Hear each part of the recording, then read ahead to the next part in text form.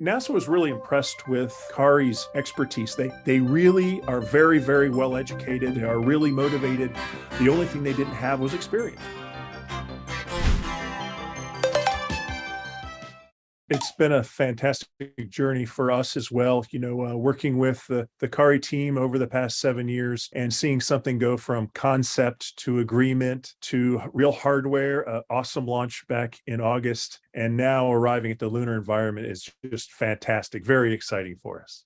Is a very delicate mission. It has to balance the gravity of Earth, the moon, and the sun, three different objects, and stay in that very delicate trajectory all the way out and then return. So it is very complex, and which is why most missions have a lot of trajectory correction maneuvers planned. But Danuri only had to do less than half of the planned corrections, is an indicator of a fantastic work by the Korean trajectory team and as well as the spacecraft management team. So it's a great reflection on how capable South Korea is in doing these sorts of missions, especially for the first time. We are mostly interested in the South Pole because that's where our first human missions will be. We do have a spacecraft orbiting the moon now. That's the LRO over a decade. We actually don't have a lot of information about the South Pole as far as images. Kari has polarimetric images, visible light images, and some very sensitive images of the shadowed regions, which had never seen sunlight for billions of years. And we really don't know what the surface is. We want to go there, but we don't know if it's fluffy frost or cratered or slick like an ice rink. So we're really anticipating getting the data from the instrument. And I know Artemis science teams are already planning on making requests to South Korea to take some images of areas of interest for us.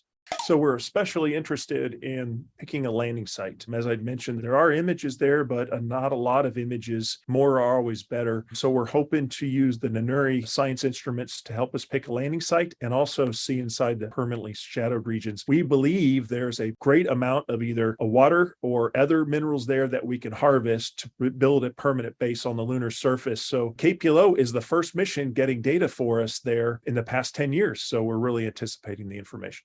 NASA was really impressed with Kari's expertise. They really are very, very well educated. They are really motivated. The only thing they didn't have was experience. This is their first mission. So I'm sure they are going to absolutely take the lessons learned from our landers. As I mentioned, landing is difficult. 40% or so are not successful. And so I would recommend they practice the landing systems, do it in all types of harsh environments possible, throw in failures and see how the machine responds, but practice, practice, practice.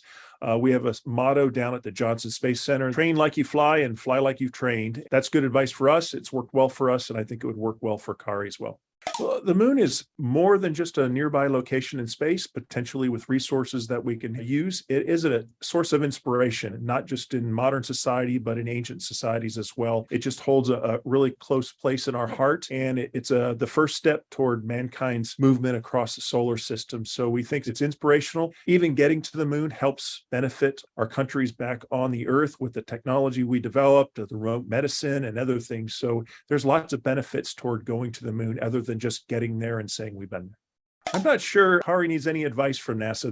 They've been doing awesome. In fact, during our planning for KPLO Danuri mission, Kari taught us a little bit about engineering. We were trying to design basically a radiator on our instrument to get rid of heat. And they said, there's really a better way. You ought to try this and that. And they were right. So I think Kari and NASA are learning together. We both have reasons to work together. I think it'd be really beneficial. So looking forward to future partnerships if Kari would allow with NASA.